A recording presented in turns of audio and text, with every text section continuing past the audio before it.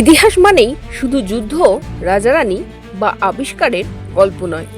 এর ছায়ায় লুকিয়ে রয়েছে এমন সব অদ্ভুত, মজার আর অবিশ্বাস্য যন্ত্র ও সামাজিক রীতি যেগুলো আজকের দিনে শুনে হেসে ফেলতে ইচ্ছা করবে, কিন্তু বিশ্বাস করুন, এক সময় এগুলোই ছিল মানব সভ্যতার সাধারণ দিক। ভাবুন তো, এমন একটি যন্ত্র যাতে ফার্ড গ্যাস সংরক্ষণ করা হতো, যা ছিল সামাজিক সৌজন্য রক্ষার প্রতীক, কখনো চিকিৎসার নামে, আবার কখনো ফ্যাশনের বশেও ব্যবহার করা হতো।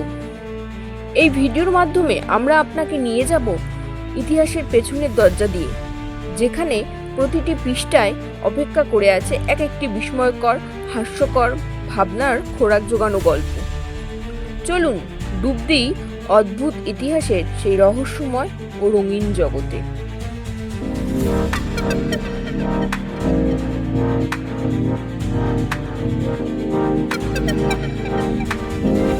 1800 শতকে ইউরোপের অভিজাত সমাজে ব্যবহৃত হতো এক বিশেষ যন্ত্র, বিশেষত যেখানে সামাজিক ভদ্রতা ছিল অত্যন্ত গুরুত্বপূর্ণ।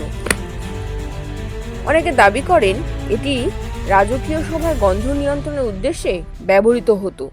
জনসম্মুখে বা অভিজাত সমাজে ফার্ড গ্যাস নির্গত হলে তা যেন শব্দ বা গন্ধের মাধ্যমে অন্যদের বিরক্ত না করে।